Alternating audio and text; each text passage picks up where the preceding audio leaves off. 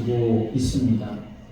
헌법이라고 하는 것은 본래 국가의 기본 조직에 관한 법이지요. 그 나라가 어떤 나라인지를 알려주는 그 나라의 정체성이 그 헌법에 담겨져 있습니다.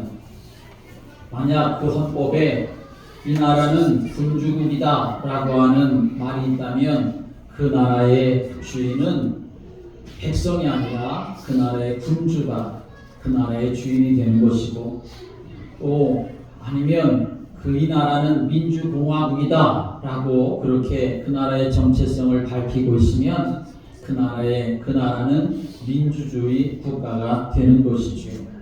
우리나라 대한민국에도 헌법이 있지요. 그 헌법 제1조는 어떻게 되어 있습니까? 헌법 제1조 1항에는 대한민국은 민주공화국이다 라고 밝히고 있습니다. 그리고 제2항은 대한민국의 주권은 국민에게 있고 모든 권력은 국민으로부터 나온다 라고 밝히고 있지요. 말하자면 우리나라는 민주주의 국가라는 것이고, 그리고 이 대한민국의 주인은 바로 국민이다 라고 말하고 있는 것이지요. 우리가 교회 생활하는데 우리는 감리교인이지 않습니까? 이 감리교회에도 법이 있습니다. 감리교회의 헌법은 교리와 장정이라고 그렇게 부르는데, 그 교리와 장정 안에는 우리가 믿는 믿음의 교리에 대해서 다 밝혀주고 있고, 또 그 안에는 교회가 어떤 곳인지, 또 교회 생활을 어떻게 해야 하는 것인지에 대한 모든 상세한 부분들이 다 그렇게 기록되어져 있습니다. 그래서 목사는 어떻게 될 수 있으며, 장로는 어떻게 될 수 있으며, 교회의 행정이나 재정은 어떻게 해야 될 것이며 하는 그런 모든 것들이 이 법 안에 다 담겨져 있습니다. 그래서 작은 교회든지 큰 교회든지 그 교리와 장정이라고 하는 법에 의해서 모든 부분들이 움직여져야 그 교회가 정상적인 교회라고 말할 수가 있는 것이죠. 성경에도 이런 헌법과 같은 것이 있습니다. 하나님의 백성이란 어떤 존재인지, 그리고 하나님의 백성이 어떤 관계를 맺고 살아야 하는지 그것을 명시하고 있는 헌법과 같은 내용이 있습니다. 그것이 무엇이냐면 바로 오늘 우리가 읽은 십계명이고, 그리고 하나님이 주신 율법입니다. 마치 십계명이 그 나라의 헌법과 같은 것이라고 한다면, 하나님이 주신 여러 가지 또 율법들이 있는데 그 율법은 그 헌법을 시행하는 데 있어서 필요한 시행 규칙이라고 그렇게 표현할 수가 있는 거죠. 그래서 오늘 우리는 이 십계명의 말씀을 우리가 읽었습니다. 이 십계명은 히브리어로 아세레트 하드바림이라고 하는 말인데, 그 말을 직역하면 10개의 말씀이라고 하는 의미가 담겨져 있습니다. 우리가 알고 있는 것처럼 이스라엘은 이제 하나님께서 애굽에 종살이하던 430년의 종살이하던 그 종살이를 하나님의 은혜로 다 끝내버렸고, 이제 그들이 애굽에서 탈출해서 홍해를 건너 어디까지 오게 됐냐면 시내산이라고 하는 곳에 오게 되었습니다. 아직 가나안 땅에 가야 될 여정이 많이 남아있지만 하나님께서는 이스라엘 백성들을 시내산으로 인도하셔서 그곳에서 하나님이 이스라엘 백성들과 계약을 맺으십니다. 언약을 맺으시죠. 그곳에서 그들을 하나님께서 왜 부르셨는지, 내가 너희들을 나의 것으로, 하나님의 것으로, 하나님의 소유로 삼고, 이제는 너희들을 이 모든 민족들이 많지만 그러나 그 민족들 가운데서 너희들을 제사장 나라로 삼고 거룩한 백성으로 삼을 거야 라고 이렇게 하나님이 이 이스라엘 백성들과 계약을 맺으십니다. 그래서 계약을 맺으시기 위해 하나님이 시내산에 강림을 하시게 되었고, 모세를 그 산으로 부르셔서 거기서 하나님이 이 십계명과 율법을 모세에게 전해 주셨습니다.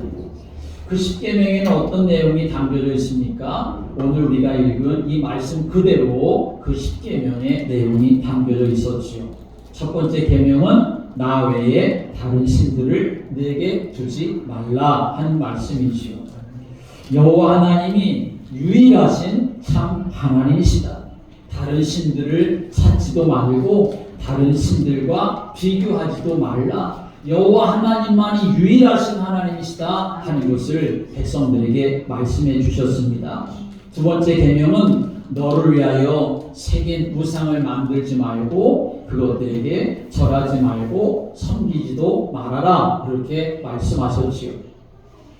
아무리 사람이 정교하게 깎아가지고 돌을 깎아서 만들고 나무를 깎아서 정교하게 만들다 하더라도 아무리 대단하고 크게 그렇게 어떤 형상을 만든다 하더라도 그러나 그것은 그냥 나무이고 그냥 돌일 뿐인 것이지 그것은 결코 하나님이 될 수가 없다 하는 것을 말씀하십니다. 세 번째 계명은 너는 네 하나님 여호와의 이름을 망령되게 부르지 말아라 라고 그렇게 말씀하셨지요. 하나님의 이름을 헛되게 하나님의 이름을 거짓되게 우스꽝스럽게 만들며 살지 말라는 것이지요. 네 번째 계명은 안식일을 기억하여 거룩하게 지키라 라고 말씀하셨습니다. 안식일은 하나님의 날이기 때문인 것이지요.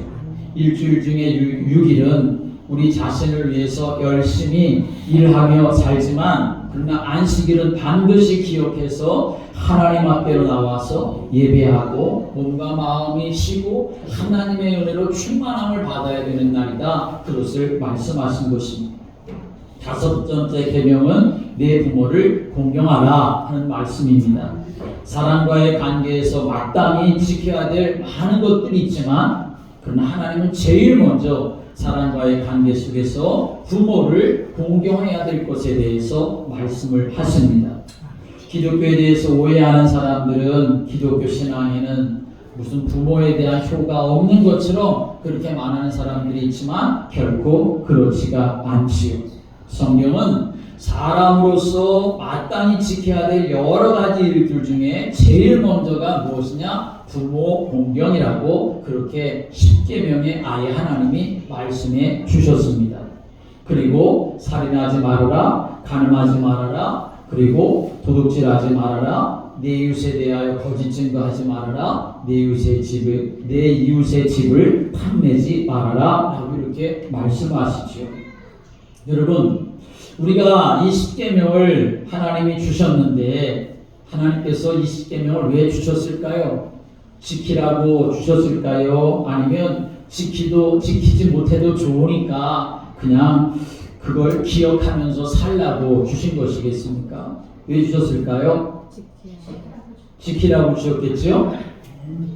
맞아요? 안 맞아요? 맞아요. 네, 지키라고 주신 것입니다. 그런데 이 십계명을 완벽하게 지킬 수 있는 사람이 있을까요? 없을까요? 없지요. 십계명 하나님이 지키라고 주셨지만 이 십계명을 완벽하게 지킬 수 있는 사람은 없습니다. 왜냐하면 우리 인간은 본질적으로 창세기 3장의 사건을 통해서 완전히 타락한 존재이기 때문에 그렇지요. 사람이 그래서 이 십계명을 지킨다고 하는 것은 불가능한 일이라고 말할 수 있습니다. 그래서 사도 바울은 이렇게 말하지요. 로마서 3장 20절부터의 말씀에 보면 율법의 행위로 그의 앞에 의롭다함을 얻을 육체가 없나니 율법으로는 죄를 깨달음이니라. 이제 율법 외에 하나님의 한 의가 나타났으니 율법과 선지자들에게 증거를 받은 것이라. 곧 예수 그리스도를 믿음으로 말미암아 모든 믿는 자에게 미치는 하나님의 의니 차별이 없느니라 라고 말씀했습니다. 율법으로는 의롭다함을 얻을 사람 세상에 아무도 없습니다. 하나님이 율법을 왜 주셨느냐? 죄를 깨닫게 하시기 위해서 주셨다는 것이죠. 율법과 그래서 하나님은 우리 인생이 이 율법을 지킬 수가 없는 것을 아시고 하나님이 율법 외에 다른 구원의 길을 열어주셨습니다. 율법과 선지자들이 증거한 것, 바로 하나님이 보내신 구원자 예수 그리스도를 믿는 것, 그것이 바로 하나님 앞에서의 구원의 길이 되는 것입니다.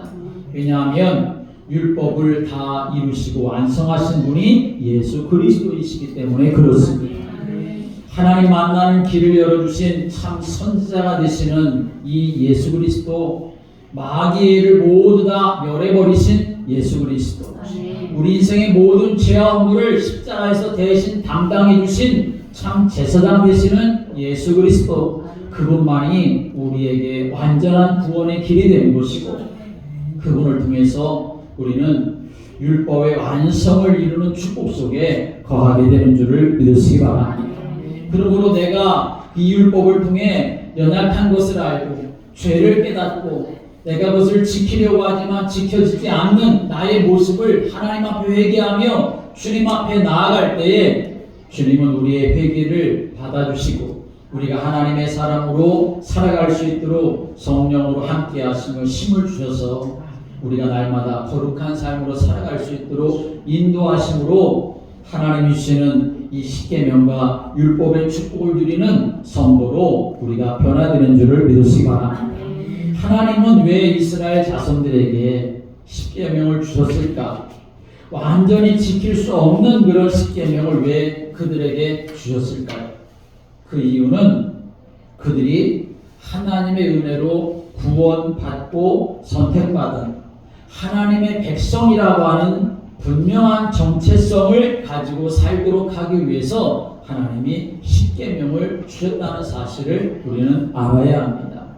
오늘 1절과 2절에 말씀하지요. 하나님이 이 모든 말씀으로 말씀하여 이르되 나는 너를 애굽 땅에서 애굽 땅 종되었던 집에서 인도하여 낸 내 하나님 여호와니라 라고 말씀합니다.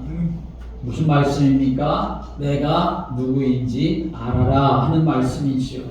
너희가 받은 은혜가 어떤 것인지 알아야 된다 하는 말씀입니다. 너희에게 십계명을 주는 나는 너희를 400여 년의 애굽의 종살이로부터 해방시켜준 전능한 하나님이고 천대받고 노예살이하던 너희를 나의 백성으로 삼아준 사랑의 하나님이다. 이것을 알도록 하기 위해서 그 하나님을 절대로 잊어버리고 살지 말도록 하기 위해서 하나님은 이 십계명을 주신 것이죠. 그래서 십계명에는 하나님의 거룩한 꿈과 비전이 담겨져 있다는 사실을 우리는 알아야 합니다. 지키고 못 지키느냐, 그것의 문제에만 국한되는 것이 아니라 이 십계명은 하나님의 백성을 향한 하나님의 거룩한 비전과 꿈이 여기에 담겨져 있는 것이구나 하는 것을 우리가 알고 이 십계명을 통하여 나도 하나님의 그 거룩한 꿈 속으로 들어가는 인생으로 살아내려고 하는 그런 믿음의 자세가 우리에게 있어야 한다는 말씀이지요.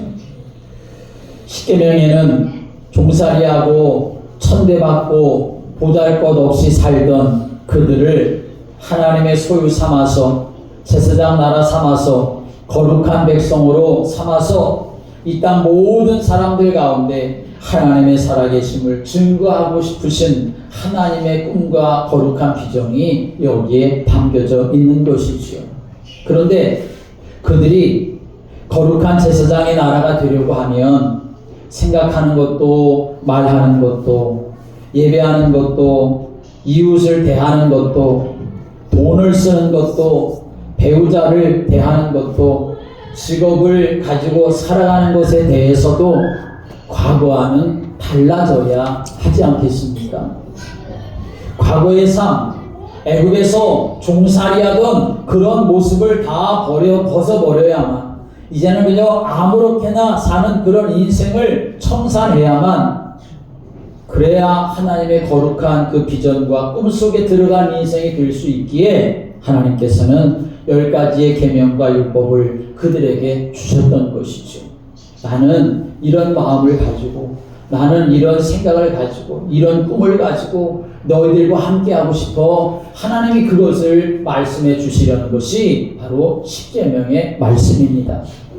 문제는 그들이 십계명을 주신 하나님을 어떤 분인지, 또 얼마나 큰 은혜를 받았는지, 그리고 하나님이 자신들에게 얼마나 큰 기대를 가지고 계신지, 그것을 이스라엘 백성들이 자꾸만 잊어버리고 살아간다는 것이지요.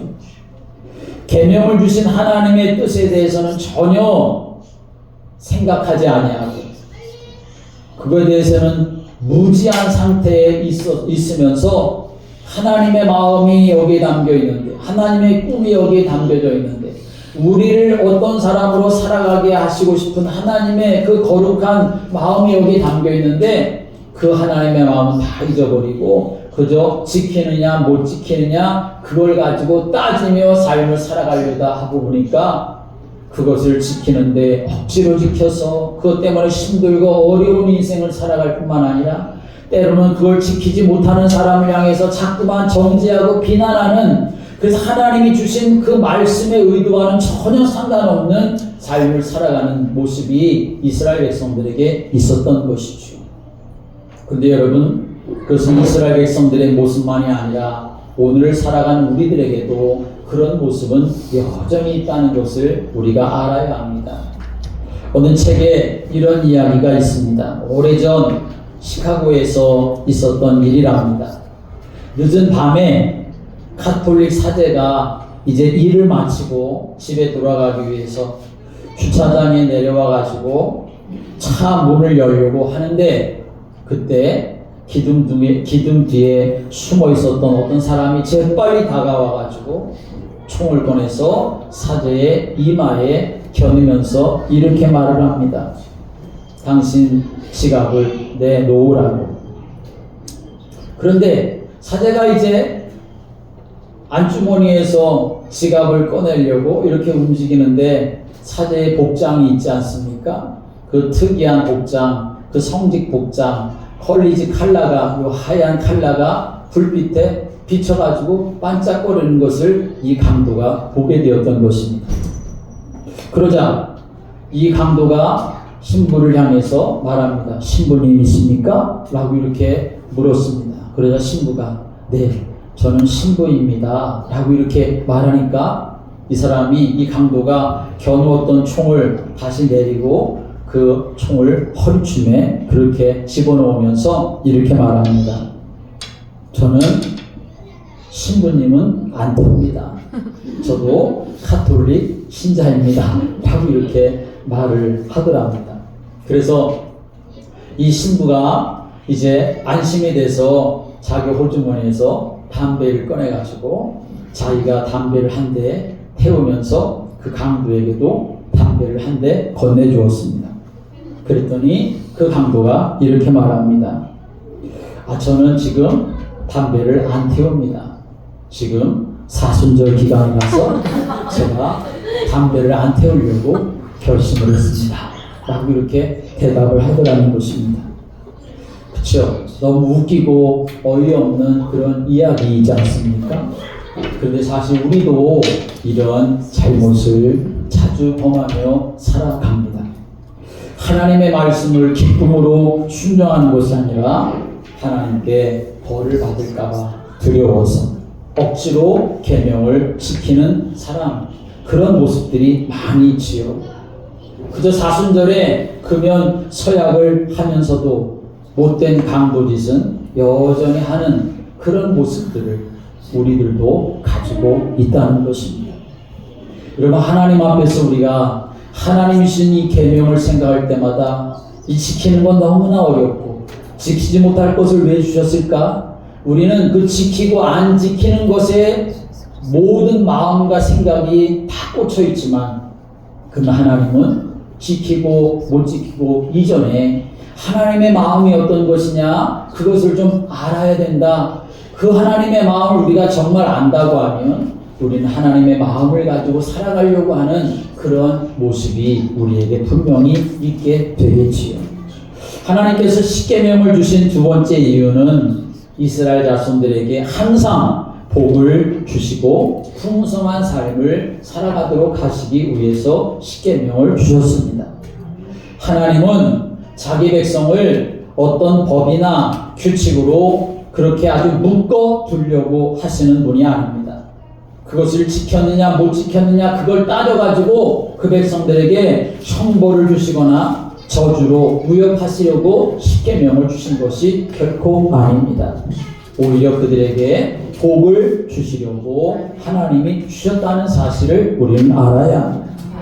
물론 이 계명이라든지 율법이라고 하는 이 말의 자체가 우리가 생각할 때 구속을 당하거나 억압당하는 그런 무거운 느낌을 우리가 받을 수 있습니다. 또 물론 이 십계명의 대부분이 하지 말라라고 하는 부정적인 표현으로 또 되어져 있기 때문에 더 무겁게 그렇게 느껴질 수 있습니다. 믿는 사람들조차도 계명이라고 하는 말을 듣고 싶어 하지 않습니다. 그러나 십계명은 원래 사람에게 무거운 짐을 짊어지도록 하기 위해서 하나님이 주신, 하나님이 우리 사람들을 어떻게 위협하려고 하는 그런 의도에서 하나님이 십계명을 주신 것은 결코 아닙니다.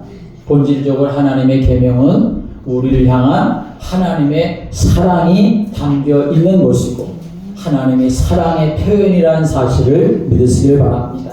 그래서 신명기 4장 40절에 이렇게 말씀했습니다. 오늘 내가 내게 명하는 여호와의 규례와 명령을 지키라. 너와 내 후손이 복을 받아 내 하나님 여호와께서 내게 주시는 땅에서 한없이 오래 살리라 라고 말씀해 주셨습니다. 하나님께서 십계명과 율법을 주신 이유는 우리를 통제하려고 하시는 것이 아니라 오히려 우리에게 은혜를 베풀어 주시고 우리에게 복을 주시려고 하는 것입니다. 아빠가 사랑하는 딸에게 너 밤늦게 다니지 말고 저녁 9시 아니면 저녁 10시 그때까지는 꼭 돌아와야 돼, 집에 들어와야 돼, 그렇게 말하는 이유가 무엇입니까? 딸을 억압하거나 딸의 자유를 제약하려고 하는 것이 아니라 그 아버지의 딸을 사랑하는 마음, 그것 때문에 그렇게 표현하고 있는 것 아니겠습니까? 여러분들도 다 자녀에게 그렇게 말하지 않습니까? 자녀를 제약하려고 한 게 아니라 자녀를 보호하고 싶어서 자녀가 잘못될까봐 사랑하는 마음 때문에 그렇게 하는 것이죠. 우리도 하나님의 그 십계명과 율법 앞에서 우리도 이 아버지의 마음, 어머니의 마음을 우리가 가지고 하나님의 말씀을 대하면 하나님 나를 이렇게 사랑하셔서 이렇게 말씀하시는구나. 그렇다면 내가 그 말씀에 순종하는 것이 복이 되는구나 하는 사실을 우리가 알고 하나님을 사랑하며 믿음의 길을 걸어가는 여러분이 되시기를 주님의 이름으로 축복합니다. 그런데 하나님께서 이스라엘 백성들에게 주신 이 십계명의 내용을 좀 우리가 보면 이 십계명에는 중요한 특징 한 가지가 있습니다. 그것은 바른 관계를 갖도록 하기 위한 하나님의 뜻이 여기에 담겨져 있습니다. 하나님과 인간의 바른 관계에서 정말 바른 관계는 무엇이 되어야 되느냐? 하나님이 먼저 되어야 한다는 것을 하나님이 알려주고 계시다는 것이요. 하나님이 시내산에 올라간 모세에게 십계명을 주시는데 2개의 돌판에 기록해서 모세에게 주십니다. 구약학자들은 첫 번째 돌판에는 이스라엘 자손이 하나님을 어떻게 섬겨야 하는지 첫 번째부터 4계명까지 거기에 새겨져 있고, 두 번째 돌판에는 사람과의 관계에서는 어떻게 해야 하는지 5번째부터 10번째까지의 계명이 기록되어져 있다고 말합니다. 그리고 이렇게 2개의 돌판에 나누어 기록한 것은 하나님과의 관계가 먼저 이루어져야 비로소 사람과의 관계도 바르게 될 수가 있다는 사실을 하나님이 알려주시려고 하는 의도가 담겨 있다고 말합니다.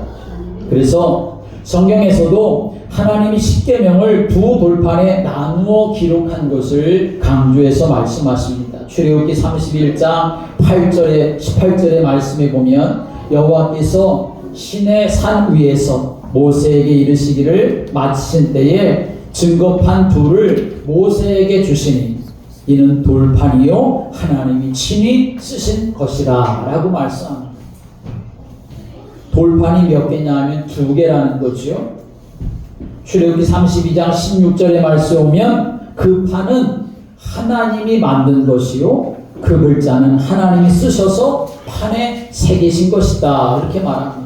그래서 모세가 그 2개의 돌판을 들고 산 아래 내려오는데 산 아래에서는 어떤 일이 벌어지고 있었습니까? 아론과 백성들이 금송아지를 만들어 가지고 우상 숭배하고 있었을 때 모세가 그것을 내리 던져서 깨어지고 말아서 다시 2번째 또 돌판을 이제는 모세가 만들어 가지고 올라가서 하나님으로부터 십계명을 받게 되는 장면을 성경 우리에게 기록하고 있습니다.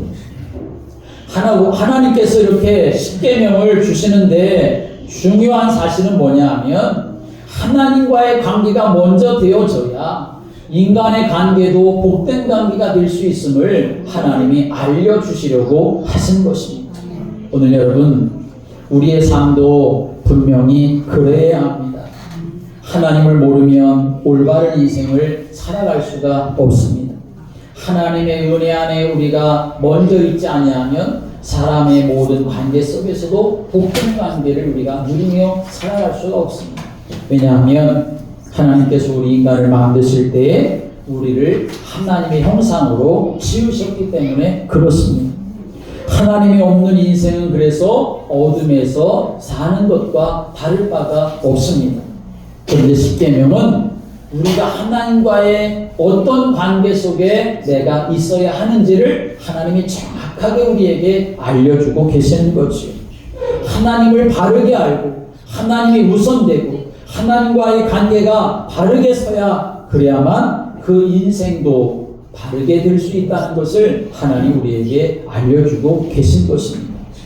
그러므로 여러분 우리는 이 십계명의 말씀을 어렵게만 생각할 것이 아니라 이 십계명의 말씀을 내가 지켜내는데 갈등하며 괴롭게만 생각할 것이 아니라 우리는 이 십계명의 하나님 말씀 앞에서 2가지를 기억해야 합니다. 하나는 하나님의 은혜를 기억해야 하고 또 하나는 하나님의 기대를 우리가 기억해야 합니다. 하나님의 은혜라고 하는 것은 무슨 말입니까? 이스라엘이 하나님 백성 된 것은 그들의 노력이나 그들의 어떤 싸움 공로나 그들이 가지고 있는 어떤 실력으로 된 것이 아니라 전적인 하나님의 은혜라고 하는 것을 알려주는 것이죠. 애굽의 종살이하던 그들을 구원해서 하나님 자신이 하나님의 백성으로 그들을 삼아 주셨습니다. 저와 여러분도 마찬가지입니다. 하나님은 저와 여러분을 죄와 죽음에서 온갖 저주에서 지옥에서 마귀의 권세에서 우리를 구원해 주셨습니다. 그러니 우리는 그 십계명을 대할 때마다 우리에게 베풀어 주신 그 하나님의 그 은혜와 사랑 그것을 기억하며 우리는 하나님 앞에 진심으로 감사하며 삶을 살아가는 성도가 되어야 한다는 말씀입니다. 또 다른 하나는 이 십계명을 대하면서 우리는 하나님의 기대를 우리의 마음에 품고 그리고 하나님의 기대에 내가 부응하여 삶을 살아갈 수 있는 사람이 되려고 하는 믿음의 자세가 그런 도전이 우리에게 있어야 합니다. 하나님은 이스라엘 자손들에게 십계명을 주시면서 그들이 하나님의 온전한 소유가 되고 제사장 나라가 되고 거룩한 백성이 되기를 기대하시는 마음 때문에 이스라엘 백성들에게 이 십계명과 율법을 주신 것입니다. 다른 민족과는 하나님께서 달라야 한다고 하는 그 마음이 여기에 담겨져 있는 것이죠. 우리도 마찬가지입니다. 저와 여러분을 구원하신 하나님은 우리가 성령으로 거듭나서 하나님의 거룩한 성품을 가지고 삶을 살아가기를 원하는 하나님의 기대가 여러분 한 사람 한 사람에게 다 있다는 사실을 믿으시길 바랍니다. 그렇기 때문에 우리 마음대로 살면 되겠습니까? 내가 하고 싶은 대로 살면 되겠습니까? 세상이 원하는 대로 살고 세상 풍조를 따라 살아간다고 하면 하나님의 거룩한 성품이 우리 안에 만들어지고 그 거룩한 성품이 내 삶 속에 나타나 그렇게 거룩한 삶으로 살아갈 수가 있겠습니까? 우리는 절대로 그렇게 될 수가 없는 것이죠. 그렇기 때문에 하나님께서는 때로 우리 마음대로 살도록 내버려 두지 않으시는 때도 있습니다. 때로는 우리의 인생에 광야를 만나게 하실 수도 있고, 때로는 힘든 인간관계를 통해서 우리의 모난 그런 부분들을 깎고 다듬어서 하나님의 거룩한 성품을 가지고 삶을 살아가기를 원하는 것이 하나님의 기대이고 하나님의 원함인 것을 우리는 알아야 합니다. 그런 마음을 가지고 하나님의 계명 앞에 우리가 서면, 물론 우리가 하나님 앞에 온전하지 못한 모습으로 인하여 회개해야 되는 것이 당연할 뿐만 아니라 내가 넘어지고 쓰러졌어도 그러나 다시 한번 내가 하나님 앞에서 믿음으로 살아가겠다고 하는 그런 마음, 도전의 마음이, 거룩한 마음이 우리에게 생겨질 수가 있는 것이고, 그런 삶이 바로 거룩한 삶으로 한 걸음 한 걸음 성화되어 나아가게 되어지는 것입니다. 십계명은 사실 이스라엘 자손을 하나님 백성답게 하는 것이 십계명이지 않겠습니까? 그들이 다른 민족들과는 본질적으로 다르다는 것, 하나님께서 그들을 정말 내 백성으로 삼아 주셨다고 하는 증거를 하나님이 이 십계명을 통해서 주고 계시는 것이죠. 그러므로 우리 하나님의 백성들은 십계명과 율법뿐만 아니라 이 하나님의 말씀이 나를 살리고 나를 거룩하게 하고 나로 하여금 이 땅에서 승리하게 한다는 믿음을 가지고 하나님의 말씀 앞에 여러분을 비추어 삶을 살아갈 수 있게 되기를 주님의 이름으로 축복합니다. 정말 내가 하나님의 백성이 맞다고 한다면, 그래서 우리는 하나님 주신 말씀을 자꾸만 읽어야 되고 하나님 말씀을 자꾸만 기억해야 되고 그 말씀을 내 마음에 담아야 합니다. 그래야만 그 말씀이 때로 내가 넘어지려고 할 때, 내가 위기를 당하려고 할 때 그 말씀이 나를 살리는 말씀이 되는 줄을 믿으시기 바랍니다. 어떤 목사님 글에 이런 이야기가 나옵니다. 그 목사님 가정에서 아이들이 어렸을 때에 그 사모님이 부엌 식당 벽면에다가 헌 달력을 뒤집어 가지고 거기에 성경 말씀을 써 놓은 후에 밥을 먹을 때마다 그 말씀 읽고 암송하고 밥을 먹도록 그렇게 했다는 거죠. 아이 때는 그래도 성경을 암송하는 것이 몇 분만 읽어도 그렇게 쉽게 할 수가 있으니까, 그래서 아이들이 습관적으로 밥을 먹을 시간만 되면 식탁에서 먼저 성경을 읽고 암송하고 그리고 밥을 먹었다는 거죠.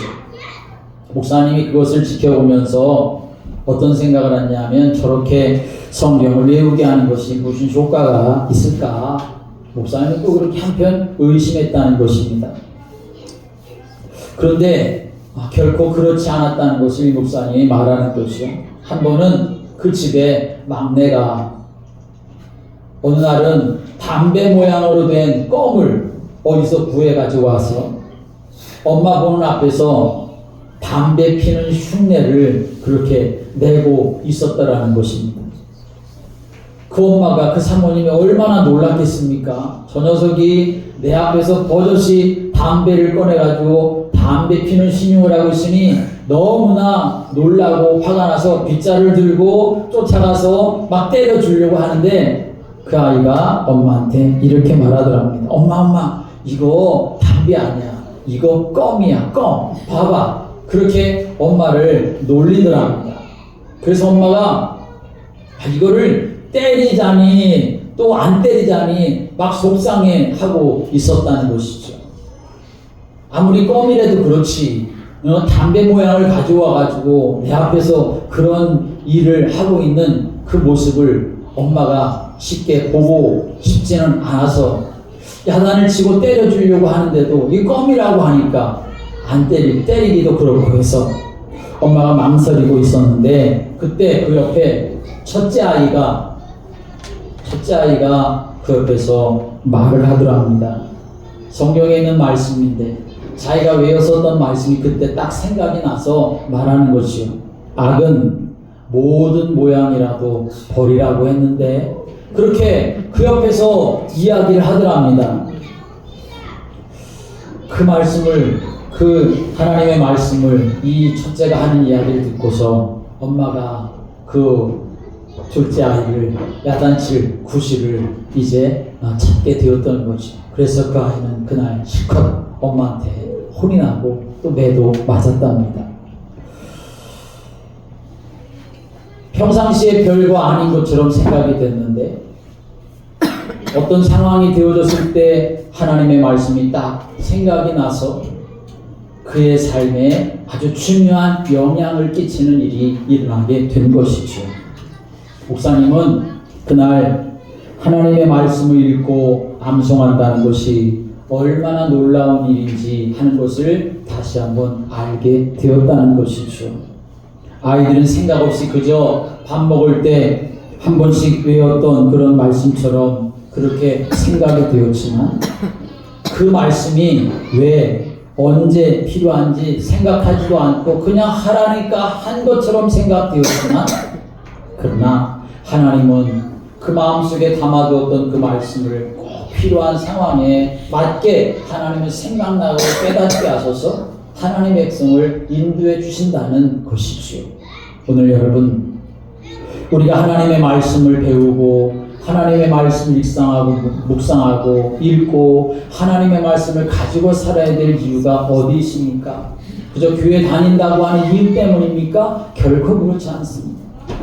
하나님의 말씀이 내 속에 배에 채워지고 내 창자에 채워지고 내 영혼에 채워질 때 그 말씀은 나를 살리는 말씀이 되는 줄을 믿으시기 바랍니다. 마귀의 유혹을 이기고 시험을 이길 수 있고 영적인 승리를 가져다 줄 수 있는 말씀이기 때문에 그래서 우리는 하나님의 말씀을 내 심령 속에 담아야 한다는 거죠. 여러분 누가 복 있는 사람입니까? 하나님의 은혜를 알고 하나님의 사랑하는 마음 가지고 하나님의 말씀을 대하는 사람, 그 사람이 바로 복 있는 사람인 것이죠. 하나님의 말씀을 가슴에 새겨서 그 말씀을 가지고 삶을 살아가면 세상이 힘들고 어둡다 할지라도 우리는 빛 가운데 거할 수가 있게 될 것이고 하나님이 주신 은혜 안에서 승리하며 살아갈 수가 있습니다.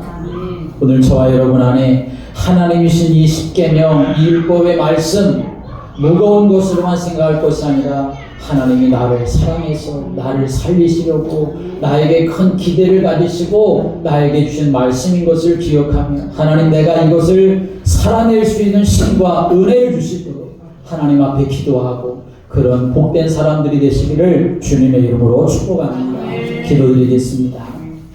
예수님 우리를 구원하시고 하나님의 말씀 안에 거하여 살아갈 수 있는 사람으로 축복해 주셔서 감사합니다.